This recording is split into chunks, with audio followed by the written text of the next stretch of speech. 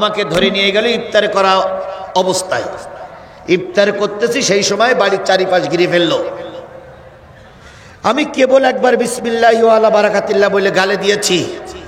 রোজার মাস, সবাই এসে আমাকে ধরে বলতেছে, হুজুর আপনি আজিজুল ইসলাম জিহাদি? জি। ওসি সাহেব আপনাকে সালাম দিচ্ছে। তাই আমি বললাম, ওসি সাহেব সালাম দিল, তাই ইফতারের সময় কেন? তা বলতেছে, না হুজুর এখনই যেতে হবে। এবার আমার হাত ধরে বলতেছে, হুজুর আপনি কি আফগানিস্তানে যুদ্ধ করতে গেলেন? তাই বললাম, কেন? আচ্ছা, আপনার নামের শেষে জিহাদি কেন?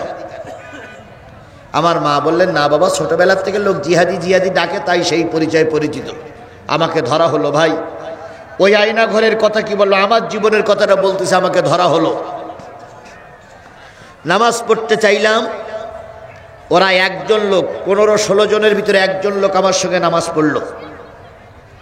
নামাজ পড়ে বেরোনোর পরে আমাকে পায়জামা পাঞ্জাবি টুপি পরায়ে হাত কড়া পরালো। পরানোর পরে মোটরসাইকেলের মাঝখানে একজন ড্রাইভার, পিছনে একজন, আমাকে নিয়ে ওরা পাজা করে ধরলে আমি যেন দৌড়ায় যেতে না পারি। আমার জীবনের কথা বলতেছি। এরপর আমাকে থানায় নিয়ে যাওয়া হলো। থানায় রাখলো। ওখানে একজন পুলিশের আচরণ আমি ভালো পেয়েছিলাম, আল্লাহ পাক তাকে মাফ করে দিক। তাকে বলেছিলাম, ভাই ইফতারি করে পানি খাওয়ার সুযোগ পাইনি, একটু পানির ব্যবস্থা যদি করতেন। উনি দোকান থেকে একটা পানি আর একটা পাউরুটি কিনে দিলেন। দেওয়ার পরে ওখান থেকে আমাকে নিয়ে আর এক ঘরে নিয়ে যেয়ে এরকম বেঞ্চির হাতুলির সঙ্গে আমাকে বেঁধে রাখলেন। কিছুক্ষণ পরে এশার আজান দিল। এশার আজান দেওয়ার পরে আমি বললাম, ওনারা বললেন যে বাথরুমের কাজ থাকলে আপনি বাথরুম সেরে নেন। আমাকে একটা টয়লেটের ভেতরে নিয়ে গেল। ভাই সত্যি কথা, আমার জীবনের কথা কোরআন শরীফ থেকেই বলতেছি। এরপরে বাথরুমের ভিতর থেকে বেরি করি আমার চোখ বাঁধলো। আমি কই, চোখ বাঁধতেন কেন? কয়, কোনো কথা নেই, আপনাকে এখান থেকে জেলায় নিয়ে যাওয়া হবে। থানার থেকে আমাকে জেলার জন্য গাড়িতে রওনা হলো। সামনে একটা গাড়ি, মাঝখানে আমার গাড়ি, পিছনে আর একটা পুলিশের গাড়ি। 3টে গাড়ি। পুলিশের যে সাইরেন, পুলিশের যে বাঁশি, ওই বাঁশি বাজাতে বাজাতে আমাকে নিয়ে যাওয়া হলো জেলায় নেওয়ার পরে ডিবি অফিসে আমাকে নিয়ে যাওয়া হলো রাত 12টার ভিতরে। এই 12টা পর্যন্ত সমস্ত জেলার আনাচে কানাচে এখানে সেখানে ঘুরাইছে। ঘোরানোর পরে এবার 12টার সময় আমাকে ডিবি অফিসে নিয়ে যাওয়া হলো। আমার জীবনের কথা বলছি। তাহলে ওখানে আমার চাইতে কঠিন অবস্থা যারা পার করেছে তাদের কি হয়েছে ভাই? তাদের জীবনটা কত কষ্টের ছিল। এরপরে আমাকে ওখানে রেখে রাত 12টার পরে এবার এসপি সাহেব আসলো, ডিসি সাহেব আসলো, এডিশনাল এসপি আসলো। আমার চোখ বাঁধা একটা টুলির পরে বসায় রাত 4টা পর্যন্ত আমাকে জিজ্ঞাসাবাদ করলো। এরপরে প্রথম দিন গেল, দ্বিতীয় দিন গেল, তৃতীয় দিন এই একই রকম জিজ্ঞাসাবাদ। কখনো হুইল চেয়ারে বসায়, কখনো চোখ বাঁধে, কখনো ধাক্কা দিয়ে ফেলেই দেয়, কখনো বিভিন্ন প্রশ্ন করে। শেষ পর্যন্ত তৃতীয় দিন রাত্রে সিদ্ধান্ত হলো আমাকে গুলি করে মেরে দেওয়া হবে। আমাকে বের করলো। বের করার পরে বলতেছে, হুজুর আপনার কোনো খাওয়ার নিয়ত আছে? কিছু খেতে চান?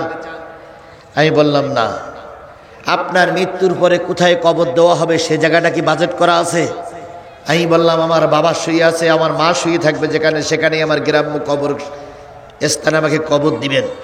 আপনার ছেলে মেয়েদের কাছে কিছু বলতে চান? আমি বললাম, স্ত্রীর কাছে এই, ছেলের কাছে এই, সব কিছু বলে দিলাম। বলে দেওয়ার পরে বলল, হুজুর চলেন, আপনাকে নিয়ে যাচ্ছি, হয়তো আজকে রাত্রি আপনাকে মেরে দেওয়া হবে। বলুন, আমার জায়গায় যদি আপনি থাকতেন, আমার এই জায়গায় যদি আপনি থাকতেন, আপনার অবস্থাটা কি হতো? আজকে যে আপনারা বলেন, কিছু কিছু লোক বলেন যে হুজুর আওয়ামী লীগের বিরুদ্ধে কিছু বলার দরকার নাই। কিছু কিছু লোক বলেন আওয়ামী লীগের বিরুদ্ধে কিছু বলার দরকার নাই। এখন যদি ফেরাউনও বেশি থাকতো, এই ফেরাউন এই আওয়ামী লীগের কাছে হার মানত। এখন যদি নমরুদ বেশি দেখতো, এই আওয়ামী লীগের কাছে নমরুদও হার মানত। কথা বলেন ঠিক না বেঠিক? এই আওয়ামী লীগ 15.5 বছর ক্ষমতায় ছিল। এই 15.5 বছর বাংলাদেশে ইবলিশ শয়তান ছিল না।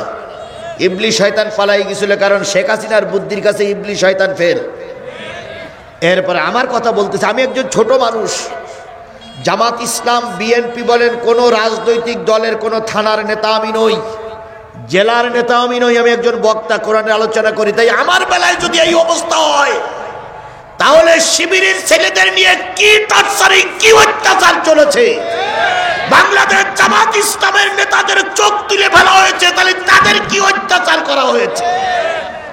এরপরে আমাকে নিয়ে যাওয়া হলো, নিয়ে যেয়ে একটা সম্পূর্ণ লোকালয় শূন্য, রাত তখন 3টা বাজে, একটা লোকালয় শূন্য জায়গায় নিয়ে আমাকে নামাই দেওয়া হলো। হাত কড়া পরা, পায়ে বেড়ি পরানো, আমাকে কেবলার দিক ফিরে দাঁড় করাই দেওয়া হলো, চোখ বাঁধা। পিছনে পিছনে রাইফেলের ব্যানট বলেন, রাইফেলের মাথা বলেন, বন্দুকের মাথা বলেন, আমার পিছনে ঠেকানো হলো। ঠেকাইয়ে গাড়িতে বসে আছে 7 জন, আর নিচে নেমেছে 2 জন। একজন আমাকে ধরে রেখেছে, আর একজন রাইফেলের ব্যানট বা গুলির বন্দুকের মাথা আমার পিঠি ঠেকাইয়ে কেবলার দিকে ফিরাই দিয়ে বলতে, হুজুর এবার আপনি কালেমা পড়েন। আমি কালেমা পড়তেছি, আশহাদু আল্লা ইলাহা ইল্লাল্লাহু ওয়াহদাহু লা শারীকা লাহু ওয়া আশহাদু আন্না মুহাম্মাদান আবদুহু ওয়া রাসূলুহু। এবার ওনারা বলতেছেন, হুজুর আপনি তওবা করেন। আমি আমার জীবনের সব কথাগুলো আল্লাহর কাছে বলতেছি, আল্লাহ এই আমার জীবনের শেষ ঘন্টা বেজে যাচ্ছে, আমি আর হয়তো তোমার দিনের কথা বলতে পারবো না, তুমি আমাকে দয়া করে মাফ করে দিও, দয়া করে মাফ করে দিও, দয়া করে মাফ করে দিও। আমার রক্ত কালকে আমার সন্তানেরা দেখবে, আল্লাহ তুমি ওদের শান্ত থাকার তৌফিক দিও। আল্লাহ আমার মা এখনো বেঁচে আছে, আমার মাকে তুমি সান্ত্বনা দিও। আর আমি আমার এই রক্তের বিনিময়ে আল্লাহ তুমি বাংলার জমিনে কোরআনের রাজ কায়েম করে দিও। এই দোয়া করতে করতে, দোয়া আমি অনেকক্ষণ ধরে করতেছি, ওরা ঠেকাই দাঁড়িয়ে আছে। এরপরে নিচে যিনি ছিলেন তিনি বললেন যে, স্যার এবার কি কল টানবো? স্যার বললেন দাও, কারণ এর অনেক চেষ্টা করলাম, কিন্তু এ তথ্য দেয় না, এরে দুনিয়ার থেকে বিদায় করে দাও, অপরের অর্ডার, এরে গুলি করে মেরে দাও। ওরা কল টানলো, কিন্তু আল্লাহর কি রহমত, গুলি বাহির হলো না।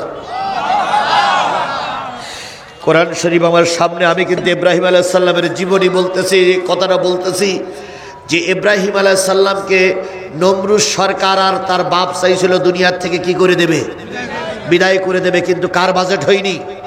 আরো জোরে বলেন, কার বাজেট হয়নি? তাই কথাটা বলতেছি, ওরা আমাকে নিয়ে যখন বন্দুকের কল টানবে, কল টানলো ঠিকই, কিন্তু গুলি বাহির হলো না।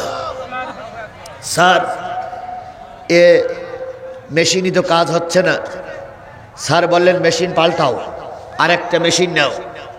আরেকজনের কাছে আরেকটা নিয়ে আসলো, সেও এসে আমার পিটি ঠেকাইয়ে কল টানলো, কিন্তু গুলি বাহির হলো না। তখন বলতেছে যে দেখো তো, অন্য দিক চালাই, অন্য দিক চালালো, ফাঁকা গুলি হলো, কিন্তু আমার পিটির থেকে গুলি বাহির হলো না। তখন ভিতরে যে যিনি আছেন তিনি বলতেছেন, নিশ্চয়ই আল্লাহর খাস রহমত এই হুজুরির পরে আছে, এই জন্য বন্দুকের গুলি বাহির হচ্ছে না। 4 জনে আমাকে ধরলো। ধরার পরে যেরকম বাচ্চাদের আমরা হাতে দোলনায় দিয়ে দোল খাওয়াই, দোলনায় দিয়ে গাড়ির ভিতরে চেলে ফেলাই দিল। আমার কিন্তু হাত বাঁধা ভাই, পা বাঁধা, চোখও বাঁধা, এই অবস্থায় ফেলাই রাখলো। ওই 8 জন আমার বুকের পরে, শরীরের পরে পা দিয়ে বসে আছে, আর বলতেছে হুজুর যদিও আজকে রাত্রি তুমি মাপ পাও, আগামীকালকে তুমি আর মাপ পাবা না। পরের দিনের কথা বলতেছি, পরের দিন আমার 4র্থ দিন, 5ম দিনে আমাকে কোর্টে হাজির করেছিল, 4র্থ দিন। এদিকে আমার বাচ্চাগুলো থানায় যেয়ে ওসি সাহেবের পা জড়াই ধরে কাঁদতেছে, স্যার আমার আব্বারে ফিরাই দেয়। ওসি সাহেব বাচ্চাদের লাথি মেরে পাঠাই দেয়, আর বলে তোর বাপের আমরা ধরে নিয়ে আসিনি। আমার স্ত্রী, আমার শ্বশুর, আমার শালীরা যেয়ে কাঁদতেছে, আমার স্বামীরে ফিরাই দিন। সেদিনের লস্কর জাহিদুল ছিল ওসি, লস্কর জাহিদুল ছিল ওসি, লস্কর জাহিদুল ছিল ওসি। সেই লস্কর জাহিদুল জুতো মেরে ফেলাই দিচ্ছে, আর বলতেছে তোর বাবার আমরা ধরে নিয়ে আসিনি। কিন্তু বিএনপির একজন ইউনিয়ন সভাপতি ছিলেন সিদ্দিকুর রহমান সিদ্দিক ভাই, চাম্পাপুল ইউনিয়নের সভাপতি, তিনি আমার সন্তানের বলতেছে বাবা ডিবি অফিসি খোঁজ, হয়তো তোর বাবারে এতক্ষণ বিদায় করে দিস। এরপরে ভাই 4র্থ দিন আমাকে নিয়ে যাবে। সন্ধ্যার পরের থেকে রিমান্ড শুরু হলো, সন্ধ্যার পরের থেকে নির্যাতন শুরু হলো। ওই ডিবি অফিসের ভিতরে আবু জর বলে একটা কোরআনের হাফেজ ছিল, কোরআনের হাফেজের 30 পারা কোরআনের হাফেজ। সে যাওয়ার সময় বলতেছে হুজুর আজকে রাত্রি আপনাকে বিদায় করে দেবে, সব পরিকল্পনা একদম পাকাপোক্ত পরিকল্পনা, আজকে আপনাকে বিদায় করবেই। কালকে গুলি করেছিল, আপনার গুলি বাহির হয়নি, কিন্তু আজকে নতুন লোকদের নিয়ে আসছে, তারা আপনাকে গুলি করবে, আজকে গুলি করবে সামনের দিক থেকে। যদি সামনের দিকে গুলি না ঢোকে তাহলে আপনার অঙ্গ প্রত্যঙ্গ নষ্ট করে ফেলবে। আপনি দয়া করে, আপনার কাছে একটা উপদেশ আমার, একটা দাবি আমার, সেটা হলো আপনি রাত 3টার 2টোর পরের থেকে ওরা যখন আপনার জিজ্ঞাসাবাদ করিয়ে যখন ছেড়ে দেবে, আপনাকে হয়তো সিয়ারি খাত্তি বলবে অথবা বলবে পেশাব পায়খানার কাজ থাকলে সেরে নেন, আপনি পেশাব করে এসে তাহাজ্জুদের নামাজে দাঁড়িয়ে যাবেন। আল্লাহ আবুজারকে আল্লাহ হেফাজত করুক। সে ডিবির একজন ওসি ছিল, ডিবির একজন কর্মকর্তা ছিল, কিন্তু ছেলেটা ছিল কোরআনের হাফেজ। আমি ওর কথা শুনে বললাম যে যুবক কি লাভ হবে? কয়েক যতক্ষণ আপনি নামাজ পড়বেন ততক্ষণ ওরা আপনাকে নিয়ে যাবে না। ওরা আর যাই করুক, নামাজের অবস্থা থেকে আপনাকে নেবে না।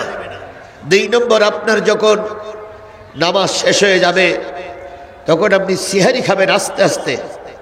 যতক্ষণ ফজরের আজান না দেয় ততক্ষণ আপনি সিহারি খাবেন, কারণ ওদের আর একটা ধর্ম আছে, ওরা খাওয়া অবস্থায় কাউকে নেবে না। আমি ওই আবু জারের কথা শুনলাম, তাহাজ্জুদের নামাজ 2 রাকাত নামাজে যে কত সবাই চলে গেছেন আল্লাহই ভালো জানে। আর আমার জীবনে যে কতগুলো পানি ওই সময় বাহির হইছে, চোখের পানি আল্লাহই ভালো জানে। কারণ আমি জেনেছিলাম এই জীবনেই আমার আজকেই কি, আর আমার এখানে টিকে থাকার কোনো সুযোগ নাই। এভাবে করতে করতে আমার জীবনের কথা বলতেছি। যেহেতু আজকে ডক্টর মোহাম্মদ ইউনূস ওই সমস্ত অসহায় মানুষদের খোঁজ দিচ্ছে, হয়তো আমার সালামটা এখনো ইউনূসীর কানে পৌঁছায়নি, আমার কথাটা হয়তো এখনো সেই উকিলদের কাছে পৌঁছায়নি, আমার কথাটা এখনো হয়তো ট্রাইব্যুনালের কাছে পৌঁছায়নি। জাতির মাধ্যমে আমি ডক্টর মোহাম্মদ ইউনূস এবং জাতির কাছে বলতে চাই, আমার মতন ক্ষুদ্র মানুষ যদি এই বিপদে পড়ে, তাহলে অতীতের নেতাদের কি বিপদ ছিল, আল্লামা সাঈদীর জন্য কি বিপদ ছিল। যাই হোক, আমি কোরআনের কথা বলতে যে আবেগের বসে আমার কথাটা বলছি, কষ্ট নিয়েন না। এরপরে 4র্থ দিন ওরা শেষ রাত পর্যন্ত চলে গেল। চলে যাওয়ার পরে ওরা দাঁড়িয়ে থেকে থেকে থেকে থেকে লাস্টে যখন ফজরের আজান দিল, তখন ওরা বলল, হুজুর আল্লাহ হয়তো আপনাকে রহমত করেছে, আপনাকে আর হয়তো মারা হবে না। পরের দিন সকালবেলা আমার ছেলের নাম্বার নিল, আমার কাছ থেকে নিয়ে ফোন দিল, 10 লাখ টাকা নিয়ে আসো তোমার বাবার যদি বাঁচাতে চাও। বলুন, 10 লাখ টাকা? আমি জেলখানায়, আমি ভিতরে 10 লাখ টাকা কোথার থেকে ম্যানেজ করবে? আমার বাচ্চাগুলো পাগলের মতো হয়ে কত লোকের পায়ে যে ধরেছিল, কত লোকের কাছে যে ভিক্ষা চেয়েছিল, তার কোনো শেষ ছিল না। শেষ পর্যন্ত ভিক্ষা শিক্ষা করে অনেক কষ্ট করে লস্কর জাইদুল আর ডিবি ওসি এনামুল, সাতক্ষীরা জেলার ডিবি ওসি ছিল এনামুল, আর আমার কালীগঞ্জ থানার ওসি ছিল লস্কর জাইদুল। 2 জনে মিলে ওরা ওই টাকাগুলো ভাগ করলো। ভাগ করার পরে পরের দিন আমাকে ধরলো শনিবারের দিন। বুধবারের দিন 2টার পরে আমাকে কোর্টে চালান দিচ্ছে, আমি নাশকতা মামলার আসামি। 5 দিন আমাকে রিমান্ডে রাখলো, 5 দিন আমাকে আয়না ঘরে রাখলো। শনি রবি সোম মঙ্গল বুধ, এই শনি রবি সোম মঙ্গল বুধ আমার পরিবারের সবাই জানতো আমি মারা গেছি। আমার ছেলেরা ফেসবুকে দিল, বাংলাদেশের বহুত লোক আমার জন্য দোয়া করেছিল, জিহাদি নাই। দেশে বিদেশের বহুত মানুষের দোয়া সেদিন পেয়েছিলাম। আমি শুধু আপনাদের বুঝাতে চাচ্ছি, 5টা দিন আমাকে ডিবি হেফাজতে রেখে টর্চারিং হলো, চোখ বেঁধে রাখা হলো, এমনকি পায়খানা করে বলেছিলাম, স্যার তো আমি কখনো বলিনি, আমি বলেছিলাম ভাই একটু পানি দেন, জায়গাটা পরিষ্কার করি। ওরা আমার ঘাড়ের পরে লাথি মেরে ফেলাই দিয়ে বলেছিল যে যে জায়গাটা পায়খানা করেছো ওই জায়গাটা জামা দিয়ে পরিষ্কার করো। বাধ্য হয়ে ওই অবস্থা আমাকে নামাজ পড়তে হয়েছে 5টা দিন। তাহলে আমার মতন একজন ক্ষুদ্র মানুষের যদি 5 দিন ওই টর্চারিং ছেলে রেখে আমাকে রিমান্ড নেওয়া হয়ে থাকে, তাহলে যে সমস্ত লোকদেরকে টর্চারিং ছেলে অত্যাচার করে মারা হয়েছে, ডক্টর মোহাম্মদ ইউনূস তাদের কথাটা আপনি ভাবুন। আজকে জাতি জানতে চায়, আপনি টর্চার ছেলে আয়না ঘর দেখতে গেলেন, কিন্তু 6 মাস দেরি করলেন কেন? আপনার তো আরো 6 মাস আগে যাওয়ার দরকার ছিল। কথা বলেন, কথা বলেন। কিন্তু আপনি 6 মাস পরে গেলেন কেন? অনেক আলামত তো এখন মুছে ফেলা হয়েছে। কথা বলেন, ঠিক না বেঠিক? আমার ভাইরা একটু কষ্ট পেয়েছেন মনে হয় আপনারা, কারণ আমার জীবনের কথা ভাইরে, অনেক কষ্ট করে অনেক ঘাত প্রতিঘাত পেরিয়ে পর্যন্ত এসেছি। যত বক্তা আপনার কাছে ওয়াজ করতে আসুক, একজন বক্তাকে আপনি জিজ্ঞেস করবেন যে ভাই, অনেক বক্তার জীবনে কষ্ট আছে, মার খেয়েছে, অনেক অপমান হয়েছে, কিন্তু আমার মতন কষ্টের ভিতরে কেউ ছিল কিনা আমি জানি না। তারপরে জিজ্ঞেস করবেন। আমার আলোচনার বিষয় হলো, নমরুদ চাইলেন ইব্রাহিমের মুখ বন্ধ করবে, আর আল্লাহ চাইলেন ইব্রাহিমের দ্বারা ধর্মের কাজ করাই নেবেন। কাড্ডা সবাল হলো? এই জোরে বলেন, কাড্ডা সবাল হলো? আওয়ামী লীগ চাইছিল বাংলাদেশ জামাত ইসলামকে নিশ্চিহ্ন করে ফেলবে, আর আল্লাহ চেয়েছে বাংলাদেশ জামাত ইসলামের মাথা উঁচু করে রাখবে। কাড্ডা সবাল হয়েছে? কাড্ডা সবাল হয়েছে? বাংলাদেশ আওয়ামী লীগের নেতাকর্মীরা, সেই সঙ্গে জাতীয় পার্টির নেতাকর্মীরা বলতো বাংলাদেশ জামাত ইসলাম আর কখনো মেরুদণ্ড সোজা করে দাঁড়াতে পারবে না, কারণ তাদের শীর্ষস্থানীয় নেতাদের সব ফাঁসি হয়েছে। আল্লাহ বললেন ফাঁসি দিয়ে কিছু করা যায়নি, করা যাবে না, বরং জামাত ইসলামের আগের চাইতে আরো শক্তি নিয়ে ময়দানে কাজ করছে। কথা বলেন, ঠিক না বেঠিক? বাংলাদেশ জামাত ইসলামের নেতা কর্মীদের অফিসে ঢুকতে দিত না। এখন সেই ডিসি, সেই এসপি যেই আসুক, জামাত আর বিএনপির পরামর্শ ছাড়া বগুড়ায় কোনো কাজ করতে দেওয়া হয় না। তাহলে সম্মানটা কে দিলেন? আরো জোরে বলেন, কে দিলেন? নমরুদ চাইলেন ইব্রাহিম আলাইহিস সালামের দিয়ে কাজ করতে দেবেন না, আল্লাহ চাইলেন ইব্রাহিম দিয়ে কাজ করাবেন। এবার নমরুদ ইব্রাহিমকে ডেকে বললে, ইব্রাহিম, গোয়েন্দা বিভাগের লোক পাঠিয়ে দিল যে ইব্রাহিমকে ডেকে নিয়ে এসো। কয়টা বাধা? তার ভিতরে প্রথম বাধা হলো কি? বাবা। নমরুদ বলল ইব্রাহিমকে ডেকে নিয়ে এসো। ইব্রাহিম ময়দানে আসলেন, টকবকে যুবক, 22-24 বছরের যুবক। নমরুদ ডাক দিয়ে বলে, ইব্রাহিম, আমি সরকার, সেনাবাহিনী আমার, র্যাব আমার, বিজিপি আমার, পুলিশ আমার, গোয়েন্দা বিভাগের লোক আমার, ছাত্রলীগ আমার, যুবলীগ আমার, আমি বুড়ো আওয়ামী লীগ, সব আমার। তুমি এত শক্তি কোথায় পাও যে খোলা ময়দানে তুমি ধর্মের কথা বলো? এরকম কথা আমার মঞ্চে অনেক আওয়ামী লীগের নেতারা এই শিবগঞ্জেই বলেছিল। মঞ্চে ডাইন পাশে মাইক ধরে বলতো, সরকার আমাদের, পুলিশ আমাদের। আর জিহাদি মঞ্চে দাঁড়িয়ে শেখ হাসিনার বিরুদ্ধে গালিগালাজ করে। জিহাদি সাহস পায় কই? মঞ্চে দাঁড়িয়ে আওয়ামী লীগের নেতারা বলেছিল। কথাটা সঠিক না বেঠিক? শুধু তাই? হ্যাঁ, আপনি ছিলেন। তারপরে শুধু তাই নয়, শিবগঞ্জের এক জায়গায় একটা মাহফিল আমাকে দাওয়াত হয়েছিল। দাওয়াতের 3 দিন আগে শিবগঞ্জ পুরোপারের পরে ওরাই আমার বিরুদ্ধে মিছিল করেছিল। জিহাদিকে শিবগঞ্জের মাটিতে ঢুকতে দেওয়া হবে না। আজকে তাকিয়ে দেখো, আল্লাহ যদি কোনো বাজেট করে, দুনিয়ার সবাই মিলে সে বাজেট রুখে দিতে পারে না। আল্লাহ বাজেট করেছিল দাড়িদার মাদ্রাসার সামনে জিহাদি তাফসির করবে। তোমাদের সেই সব কিছু চক্রান্ত নস্যাৎ হয়ে গেছে। জিহাদি ঠিকই দাড়িদহ মাদ্রাসার সামনে তাফসির করছে। কথা বলেন, ঠিক না বেঠিক? খেলাকার? আরো জোরে বলেন। নমরুদ বললেন, ইব্রাহিম, কোথায় পাবে তো শক্তি, যেহেতু সব আমার? ইব্রাহিম আলাইহিস সালাম মিসকে হাসি দিয়ে বললেন, নমরুদ, ক্ষমতার অহংকার করো না, সকল ক্ষমতার উৎস হলো আল্লাহ। সকল ক্ষমতা কার হাতে? তুমি আজকে মাতবাড়ি করতেছ, তোমার এই মাতবাড়ি আজকে আছে, কালকে থাকবে না। একদিন তোমার মাতবাড়িটা তোমার হাত থেকে ছুটে যাবে, একদিন তোমার হাতে কোনো মাতবাড়ি থাকবে না। এবার নমরুদ ডাক দিয়ে বলে, ইব্রাহিম, তুমি কার ক্ষমতার বলে এত জোর দেখাও? ইব্রাহিম কার কথা বললেন? আরো জোরে বলেন, কার কথা বললেন?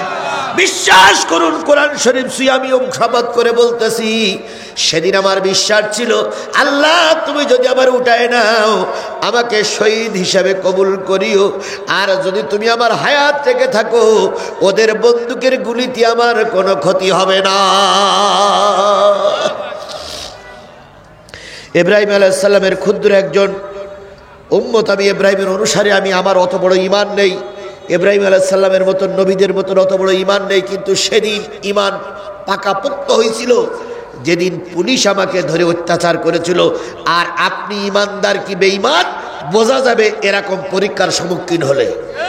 যার পরীক্ষা দিয়েছে আল্লামা সাঈদী, যে পরীক্ষায় উত্তীর্ণ হয়েছে মতিউর রহমান রেজাবি, যে পরীক্ষায় উত্তীর্ণ হয়েছে আব্দুল কাদের মোল্লা, কথা বলে ঠিক না বেঠিক, যে পরীক্ষায় উত্তীর্ণ হয়েছে আলী আহসান মোহাম্মদ মুজাহিদ, ফাঁসির কাস্টে ঝুলতেছে, একজনের বাইরে বের করে রক কাটতেছে, আর একজন কোরআন তেলাওয়াত করতেছে। ওই আলী হাসান মোহাম্মদ মুজাহিদের কাছে দিয়ে পুলিশের গোয়েন্দা বিভাগের লোকেরা বলতেছে, এখনই তো সালাউদ্দিন কাদের চৌধুরীর ফাঁসি হয়ে গেল, দেখেন রক কোটে অ্যাম্বুলেন্সে বাহির করে নিয়ে যাচ্ছে, আপনি এখনও সরকার প্রধানের কাছে ক্ষমা ভিক্ষা চান, হয়তো আপনার ক্ষমা হতে পারে। আলী হাসান মোহাম্মদ মুজাহিদ মিসকে হাসি দিয়ে বলেছিল, ভাই তোমরা তোমাদের কাজ করো, আমি আমার নাকে জান্নাতের গন্ধ পাচ্ছি। এগুলো যেমন তেমন লোকের পক্ষে বলা সম্ভব নয়, কথা বলেন ঠিক না ঠিক? প্রকৃত যারা ঈমানদার তারা ছাড়া এ কথা বলতে পারে? আমাদের ঈমান অত মজবুত ছিল না, তারপর আমরা কেঁদেছিলাম কার কাছে? এবার ইব্রাহিম বললেন, নমরুদ ভয় দেখায়ও না, সকল ক্ষমতা কার হাতের ভিতরে? আরো জোরে বলেন, কার হাতের ভিতরে? তাবারাকাল্লাযী বিয়াদিহিল মুলক, সমস্ত শক্তি কার হাতের ভিতরে? এবার নমরুদ ডাক দিয়ে বলেন, ইব্রাহিম এত চারিদিক থেকে তোমার শত্রু, আমার সেনাবাহিনী, আমার র্যাব, আমার পুলিশ সব তোমার ঘিরে রেখেছে, তারপরে তুমি আল্লাহর কথা বলো, সেই আল্লাহ থাকে কোথায়? ইব্রাহিম আলাইহিস সালাম বলেন, ওই আল্লাহ থাকার একটা জায়গা আছে, সেই জায়গাটার নাম আছে আরশে আজিম। সুবহানাল্লাহ বলবেন না? এবার নমরুদ ডাক দিয়ে বলে, সে আরশে আজিমটা কোথায়? ইব্রাহিম আলাইহিস সালাম বললেন, ওটা হচ্ছে উপরে আরশে মহল্লা, আরশে আজিম। নমরুদ তখন চিন্তা করলো, তাহলে ইব্রাহিমের মেরে লাভ কি, আগে আল্লাহরে মেরে ফেলি, কারণ ইব্রাহিমের যদি মারি আরেকটা ইব্রাহিম তৈরি হবে, আরেকটা ইব্রাহিমের মারলে আরেকটা ইব্রাহিমের তৈরি হবে, আর যিনি তৈরি করতেছেন তারে যদি মেরে দেই নতুন ইব্রাহিম আর তৈরি হবে না। নমরুদ এবার টার্গেট নিল, আমি খোদা হয়ে থাকতে গেলে সেই আল্লাহরে মারা লাগবে। ওই আল্লাহর মারার জন্য শগুনের পরে ভর করে নমরুদ মারার জন্য পরিকল্পনা নিয়ে আকাশে উঠলো। অনেক দূর যাওয়ার পরে চিন্তা করলে, এখান থেকে যদি আমি ওই শগুন একটা হার্টফেল করে অথবা স্ট্রোক করে, তাহলে শগুনও মারা যাবে, আমিও মারা যাব, আমার কাজ শেষ। ওইখান থেকে তীর ধনুক নিক্ষেপ করলো, ধনুকের মাথায় তীর দিয়ে নিক্ষেপ করলো। আমার আল্লাহ দেখেন কত বড়, কত বড়, কত বড় প্রভু, কত বড় মালিক। তিনি বললেন, ফেরেশতা আমার বান্দা যদিও আমার শত্রু, কিন্তু মনে বড় আশা নিয়ে আসছে আমারে মারবে, মনে বড় আশা নিয়ে আসছে আমারে মারবে। ওই তীরের মাথায় একটু রক্ত লাগাই দাও। তীরের মাথায় রক্ত লাগানো হলো, রক্ত মাখা তীর নিয়ে ফিরে আসলো নমরুদ। এসে বলতেছে, ইব্রাহিম তোমার আল্লাহর নাই, তোমার আল্লাহ ফুটা হয়ে গেছে। ইব্রাহিম আলাইহিস সালাম বলতে, তা কি করে সম্ভব? আল্লাহর তুমি মারবার, আল্লাহ মারা যাবে?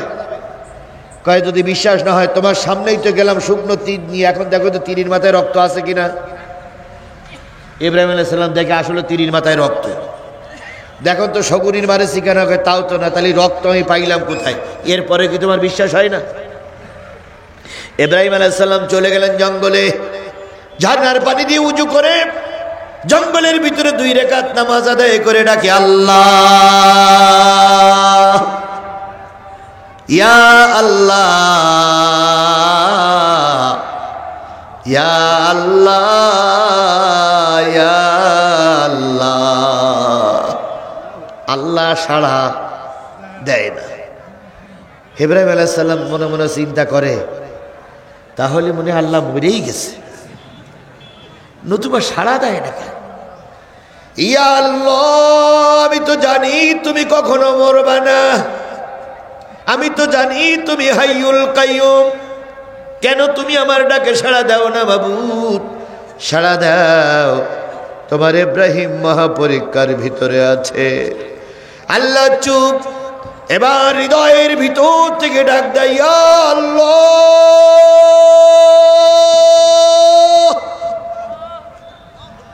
আল্লাহ কয়, ইব্রাহিম কি খবর?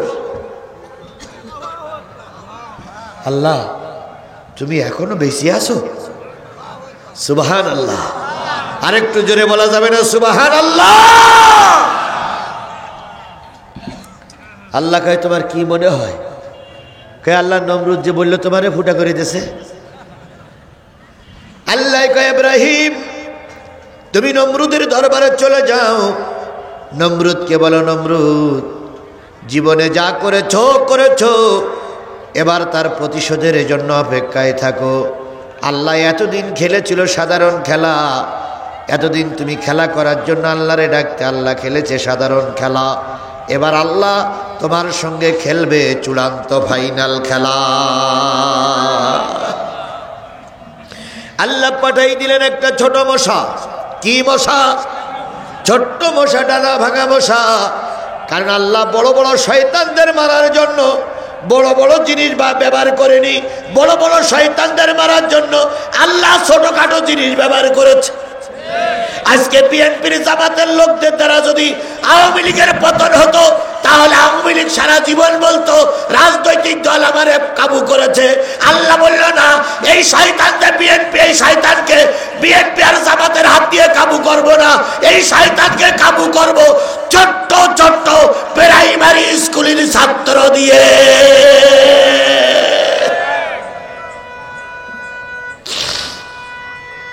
আমার ভাইয়েরা, আল্লাহ পাঠাইলেন ঘোড়া মশা। এবার মশা এসে সামনে গুনগুন গুনগুন করে ডাকে। নমরুদ কয়, মন্ত্রী আসি, পুলিশ আসি, সেনাবাহিনীর প্রধান ওয়াকারুজ্জামান আসি,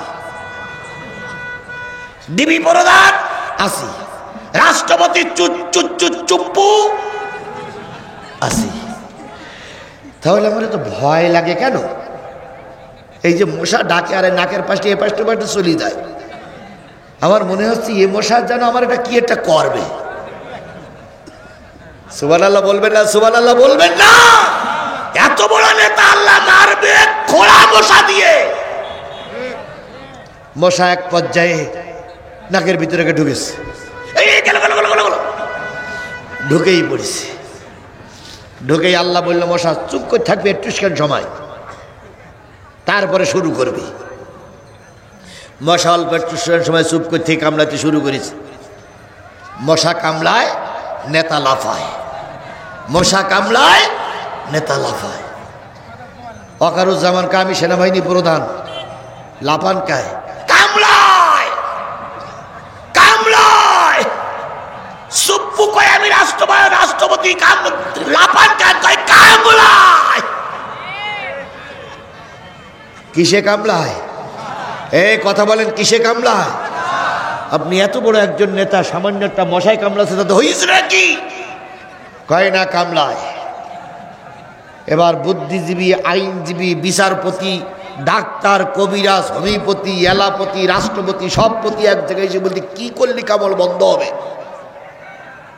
একজন বুদ্ধিজীবী বলতে, মাথায় একটা কিল মেরি দেখো তো যে কি হয়। একজন বলেছে, আপনার এই মাথায় যে টুপিটা আছে, টুপিটা খোলেন দিন, কিল মেরি দেখি। কিল মেরিছে, কামড় বন্ধ। ওম শান্তি, ওম শান্তি। জনগণ কয়, কি কয়? কামড় বন্ধ। লাগাও কিল। জনগণ কিল মারতে শুরু করলো। যে রাষ্ট্রের কাছে, রাষ্ট্রপতির কাছে আসে, তার শর্ত থাকে 10টা কিল মারার পরে তারপর কাগজপত্র জমা দেওয়া। আগে 10টা কিল মেরে নেবা, তাহলে যে যা আসে কিল মারা ফরজ। কি মারা ফরজ? কিল মারা শুরু করলো। কিল খেয়ে খেয়ে খেয়ে খেয়ে এবার দেখা গেল কিলিয়ার কামড় বন্ধ হয় না। এবার কি করিতে হইবে? জনগণ বুদ্ধিজীবীরা বলল, বাড়ির মাত্রা একটু জোর হওয়া লাগবে। তাহলে এক কাজ করো, এবার জুতো দিয়ে মারো। জুতোর বাড়ি শেষ পর্যন্ত মাথায় বাড়ি দিল লাঠি দিয়ে। লাঠির বাড়ি খেয়ে নমরুদ বিদায় হয়ে গেল। মশা আসমানে উঠে গেল। জিত হয়ে গেল ইব্রাহিমের। তাহলে ইব্রাহিম যখন ধর্মের কাজ করতে চেয়েছিলেন তখন বাধা দিয়েছিল ইব্রাহিমের বাবা। আজও যদি কেউ ধর্মের কাজ করতে গিয়ে বাধা দেয়, ইব্রাহিমের বাবার উত্তরসূরিরা আজও সমাজে ছড়াই ছিটিয়ে আছে না নাই? এই জন্য বাবারা সাবধান, ছেলেদের ধর্মের কাজে বাবারা যদি বাধা দাও তাহলে বুঝতে হবে তুমি নমরুদের উত্তরসূরি।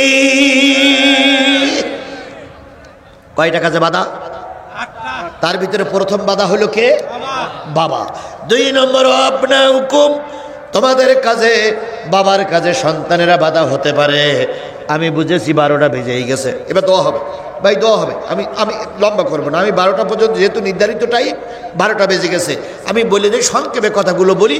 2 নম্বর কাজে বাধা হলো কি? সন্তান। আমাদের বাবার কাজে ধর্মের কাজে সন্তানের অনেক সময় বাধা হয় কি হয় না? হয় না? 3 নম্বরে বাধা হচ্ছে ইখওয়ানুকুম, তোমাদের ভাই। বলুন তো, ইউসুফ আলাইহিস সালাম ধর্মের কাজ করেছিলেন আর বাধা হয়েছিল ইউসুফের ভাইরা। কথাটা কি ভুলে গেছেন আপনি? এই কথাটা কি ভুলে গেছেন? এবার আমি বলি, এই ভাইরা বসেন, দোয়া হবে, দোয়া হবে, বসেন। আমি বলি, আওয়ামী লীগ কি আমার ভাই নয়? এই কথা বলেন, আওয়ামী লীগ আমার ভাই না? একই জায়গায় পাশাপাশি বাস, এই পাঁচিলের ওই পাশে এক ভাই, এই পাশে আর এক ভাই। বলুন তো, যদি আমার ভাইতে আমার ক্ষতি না করতো, শিবগঞ্জের পুলিশ আমার কিছু করতে পারত? বলে, আমার ভাই আমারই ক্ষতি করেছে, কথা বলেন ঠিক না ঠিক? কিন্তু ক্ষতি করে লাভ হয় না, ক্ষতি করে লাভ হয় না। ইউসুফ আলাইহিস সালামের ভাইরা ইউসুফ আলাইহিস সালামের ক্ষতি করেছিল, শেষ পর্যন্ত আবার ইউসুফের কাছে যেই কি করতে হয়েছিল? মাপসাতি হয়েছিল না? মাপসাতি হয়েছিল না? আজকে আওয়ামী লীগ করেছ, 15 দিন যা করেছ করেছ, তুমি আমার ভাই, তুমি আমার কি ভাই। আর ক্ষতি করো না, তওবা করে ফিরে এসো, তওবা করে ফিরে আসো। আল্লাহ আমাদের ভাইদের ফিরে আসার তৌফিক দান করুক। এই সবাই মিলে বলেন আমিন, আরো জোরে বলেন আমিন, আরো জোরে বলেন আমিন। সবাই সূরা ফাতিহা ইখলাস শরীফ পড়ুন। কয়টা কাজে বাধা? তার ভিতরে প্রথম কি? 2 নম্বর কি? সন্তান। 3 নম্বর কি? ভাই। 4 নম্বর হচ্ছে আজওয়াজুকুম, স্ত্রীরা। কি? স্ত্রীরা। 5 নম্বর হচ্ছে গোত্র দল, দল ধর্মের কাজে বাধা দেয়। এই 5টা জিনিস হচ্ছে আমার সঙ্গে প্রথমে জড়িত। আর 3টে হলো অর্থ। 3টে অর্থের ভিতরে একটা অর্থ হচ্ছে মাল, যা তোমরা কষ্ট করে উপার্জন করেছো, এই মাল তোমরা দিতেও চাও না, আবার মাল রেখে তোমরা যুদ্ধের ময়দানে যেতেও চাও না। তাহলে মাল ইসলামের পথে খরচ করতে হবে, কার নির্দেশ? যদি মাল আঁকড়ে ধরে রাখো তাহলে ওই মাল একদিন তোমার জন্য কষ্টের কারণ হতে পারে। এই জন্য মাল তোমার ধর্মের কাজে বাধা। 2 নম্বর বাধা হচ্ছে ব্যবসা। যে ব্যবসা তুমি করতেছো, দোকান করে রেখেছো, এখন ইসলামের কাজ করতে গেলে ওই ব্যবসা ছেড়ে তুমি যেতে চাও না। আর সর্বশেষ যেটা বাধা, সেটা হচ্ছে সুন্দর বাড়ি। বাড়ি করেছো, আমি চিন্তা করছি এখন যদি জিহাদে যাই, এখন যদি ময়দানে মিছিল করি, তাহলে জেলখানায় যাবো, এই বাড়ি আমার আর থাকা হবে না। তাই বাড়ির মহব্বতে তুমি মিছিলে যাও না, বাড়ির মহব্বতে তুমি ধর্মের কাজ করো না। আল্লাহ বলেন, এই বর্ণিত 8টা জিনিস যদি আল্লাহ, রসুল এবং দিন কায়েমের পক্ষে চাইতে তোমার কাছে প্রিয় হয়, তাহলে আল্লাহর পরবর্তী নির্দেশ আসা পর্যন্ত অপেক্ষা করো, আল্লাহর নির্দেশ আসবেই। সুতরাং আমরা আজকের থেকে এখানে যারা আছি সবাই নিয়ত করব, যতদিন বেঁচে আছি কিসের পক্ষে? কারা কারা কোরআনের পক্ষে থাকতে রাজি আছেন? 2 হাত উঁচু করে আল্লাহরে দেখান। জোরে একটা তাকবীর হবে, নারায়ে তাকবীর। আরো জোরে নারায়ে তাকবীর। আল্লাহ আমাদের সবাইকে কোরআনের পক্ষে কবুল করুক। সকলে মিলে বলুন আমিন। আগামী 16ই ফেব্রুয়ারি আমার আরেকটা মাহফিল আছে, রোজ রবিবার। 16ই ফেব্রুয়ারি আরেকটা মাহফিল আছে শিবগঞ্জ বন্তে ঘড়ি, উত্তরপাড়া বাইতুন্নুর জামে মসজিদ। চেনেন আপনারা? শিবগঞ্জ বন্তে ঘড়ি থানার পাশে। হ্যাঁ, তাহলে খেলা ওই দিন হবে, খেলা হবে। কয়েক কিবার বলেন তো? আজকে কিবার? বুধবার শেষে বৃহস্পতিবার শুরু হয়েছে, শুক্র শনি আর 2 দিন পরে। তা আপনারা ওই দিন সবাই থাকবেন ইনশাআল্লাহ। আমাদের সবাইকে কবুল করুক। সবাই মিলে বলুন আস্তাগফিরুল্লাহ রাব্বি মিন কুল্লি জামবেও আতুবু ইলাইহি লা হাওলা ওয়ালা কুওয়াতা ইল্লা বিল্লাহিল আলিয়্যুল আযীম। একজন ছেলে বিদেশে গিয়ে বিপদে আছে, তার মা তার মুসিবত থেকে মুক্তির জন্য দোয়া চেয়ে 500 টাকা দান করেছে। আল্লাহ আমাদের এই সন্তানকে হেফাজত করুন। আরেকটু জোরে বলেন আমিন, আরো জোরে আমিন, আল্লাহুম্মা আমিন। রব্বানা যালামনা আনফুসানা ওয়া ইল্লাম তাগফির লানা ওয়া তারহামনা লানাকুনান্না মিনাল খাসিরিন। রব্বানা ইন্নানা আমান্না ফাগফির লানা যুনুবানা ওয়া কিনা আযাবান নার। রব্বিরহামহুমা কামা রাব্বায়ানি সগীরা ওয়া কুর রব্বিরহামহুমা কামা রাব্বায়ানি সগীরা। মহিয়ান গরিয়ান সর্বশক্তিমান আল্লাহ, তুমি তোমার কুদরতি নয়নে তাকায় দেখো হাজার হাজার মুসলমান নারী আর পুরুষ। আল্লাহ তাআলা 10টার আগেই মঞ্চে এসেছি, 10টার থেকে কথা বলা শুরু করেছি, দেখতে দেখতে কখন জানি 12টার কাঁটা পার হয়ে গেছে। দীর্ঘ সময় ধরে সূরা তওবার 24 নম্বর আয়াতের পরে ভিত্তি করে সংক্ষিপ্ত পরিসরে হলেও কথা বলেছি। সর্বশেষে তোমার পাগলদেরকে নিয়ে কোরআনের পথে থাকার জন্য শপথবদ্ধ হয়েছি। মেহেরবানি করে আল্লাহ আমাদের এই মাহফিল সকলের জন্য নাজাতের জরিয়া বানায়া দাও। আল্লাহ তাআলা এলাকার ঐতিহ্যবাহী প্রতিষ্ঠান দাড়িদহ ফাজিল মাদ্রাসা, ও মাবুদ, এই মাদ্রাসাটা যদি টিকে থাকে প্রতি বছর শত শত আলেম এই মাদ্রাসার থেকে বেরিয়ে যাবে। আল্লাহ তাআলা আমি প্রথমে হেফজখানায় কিছুদিন পড়ার পরে এরপরে কওমি মাদ্রাসায় সময় দিয়েছি, তারপরে আলিয়ার থেকে ফারেক হয়ে বেরিয়ে এসেছি। আল্লাহ আমি আলিয়ার ছাত্র, এরকম একটা প্রতিষ্ঠানে দীর্ঘদিন আমাকে ক্লাস করতে হয়েছে, হুজুরদের কাছে সবক দিতে হয়েছে। প্রতিষ্ঠান যদি টিকে থাকে আল্লামা সাইদির মতন আলেম এই প্রতিষ্ঠান থেকে বেরিয়ে আসবে। আল্লাহ দাড়িদহ ফাজিল মাদ্রাসাকে আল্লাহ তুমি কবুল এবং মঞ্জুর করে নাও। এই মাদ্রাসার যাবতীয় সমস্যা গায়েব থেকে সমাধান করে দাও। আল্লাহ এই মাদ্রাসার কমিটিকে তুমি কবুল করে নাও। জন্মলগ্ন থেকে আজ পর্যন্ত এই মাদ্রাসার যত কমিটির সদস্য মারা গেল, নতুন হলো, সবাইকে তুমি কবুল করে নাও। এই মাদ্রাসায় যিনি জমিদান করেছেন, আয় আল্লাহ আজকের আমার সৌভাগ্য হয়েছে তার বাড়িতে বসার, তার বাড়িতে বসে রাতের খানা খেয়েছি। ও মাবুদ, ওই পরিবারের সবাইকে আল্লাহ তুমি কবুল এবং মঞ্জুর করে নাও। আল্লাহ তাআলা এই এলাকার সবাইকে আল্লাহ মাদ্রাসামুখী বানায়া দাও। এই মাদ্রাসার সমস্যা দূর করার জন্য যে যতটুকু পারি দান করেছি, সকল দাতার দানগুলো তুমি কবুল করে নাও। এই মাদ্রাসার আল্লাহ তুমি দয়া করে নাম সুনাম যশ খ্যাতি গোটা বাংলাদেশময় ছড়িয়ে দাও। মাদ্রাসার শিক্ষক কমিটিকে কবুল করে নাও, মাদ্রাসার ছাত্র ছাত্রীদের কবুল করে নাও। দাখিল আলেম ফাজেল পরীক্ষায় যারা অংশগ্রহণ করবে সম্মানের সহিত মর্যাদার সহিত উত্তীর্ণ হয়ে আমাদের কাছে ফিরে আসার তৌফিক দাও। গভীর জনিতে হাত তুলেছি আল্লাহ, হাজার হাজার মানুষ, কত লোকের মা নাই, কত লোকের আব্বাজান দুনিয়ার থেকে বিদায় হয়ে গেছে। মন মন মাটি বুকের পরে করে নিয়ে মা জননী কাদার পরে ধুলার পরে ঘুমায় আছে। মাথায় বালিশ নাই, বেডশিট নাই, নরম বিছানা নাই। যে মা নিজের গালের খাওয়াগুলো আমারে খাওয়ালো, যে মা বিপদে পড়লে সারা রাত চৌকিদারের ভূমিকা পালন করে আমার মাথার কাছে বসে ডিউটি করলো, ও বাবু, সেই মা আজকে কবরে শুয়ে আছে। যাদের আল্লাহ আমি গুনাহগার দোয়া করতেছি, আমাদের মা জননীদেরকে মাফ করে দাও। আমি বাবা, যখন আমি আয়না ঘরে ছিলাম, যখন আমি রিমান্ডে ছিলাম, সন্তানগুলো কেঁদেছে। আমি আয়না ঘরে রিমান্ডে বসে বসে সন্তানদের কথা ভেবেছি। আমি যখন ছোট ছিলাম পরনে কাপড় ছিল না, মাথায় তেল ছিল না, পেটে খাওয়ার নাই, বাবা আমার হন্যের মতন খুঁজেছে আমার মুখে হাসি ফুটানোর জন্য। ও বাবু, সেই বাবা অনেকের কবরে ধরা পড়ে গেছে।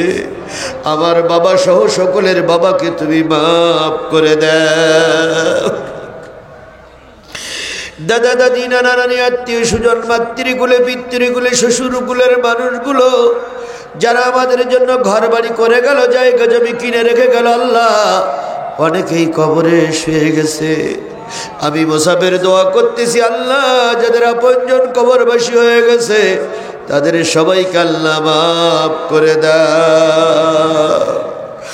দীর্ঘ 15-16টা বছর আমরা কেঁদেছি, রাস্তায় কেঁদেছি, ফাঁকা জায়গায় কেঁদেছি, বিভিন্ন জায়গায় পালিয়ে থেকে থেকে কেঁদেছি, মসজিদে কেঁদেছি। একটা সুযোগ আমাদের কাছে এসেছে, আল্লাহ এই সুযোগটা তুমি হাতছাড়া করে দিও না। আল্লাহ দীর্ঘ 53টা বছর বিভিন্ন সরকার ক্ষমতার মস্তদে বসে দেশের শান্তির জন্য চেষ্টা করেছে, শান্তি দিতে পারে নাই। আল্লাহ একটা বারের জন্য কোরআনওয়ালাদের হাতে একটা ক্ষমতা দাও বাবু। কোরআনওয়ালারা দেশ শাসন করতেছে দেখার তৌফিক দিয়ে দাও। কোরআনওয়ালাদের দিয়ে এই 56,000 বর্গ কিলোমিটারের ভিতরে একটা শান্তির বাতাস প্রবাহিত করে দাও। আগামী নির্বাচনে কোরআনপন্থীরা যেন ক্ষমতায় যেতে পারে তৌফিক দিয়ে দাও। কোরআনপন্থীদের দ্বারা এদেশের মানুষ শান্তি ভোগ করতে পারে এমন একটা পরিবেশ তৈরি করে দাও।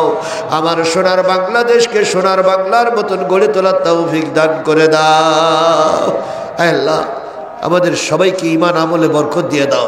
আমাদের সবাই ঈমান আমলে বরকত দিয়ে দাও। সবাইকে কোরআনের ছায়াতলে থাকার তৌফিক দিয়ে দাও।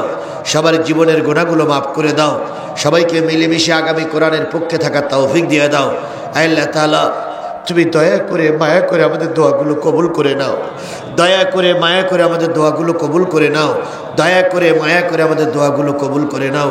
কর্তৃপক্ষ যারা আমাকে দাওয়াত করে নিয়ে এসে কথা বলার সুযোগ করে দিয়েছিলেন, আল্লাহ তাদের পরে তুমি রহমত করো। বিশেষ করে মাদ্রাসার প্রিন্সিপাল আর মাদ্রাসার একজন ভাই শরীফুল ইসলাম, আমার দীর্ঘদিনের বন্ধু, দীর্ঘদিনের সাথী। আল্লাহ আল্লাহ তিনি এমন কোনো দিন নেই 2-1 দিন পর পরে আমাকে খোঁজ দিতেন না। মাহফিলের জন্য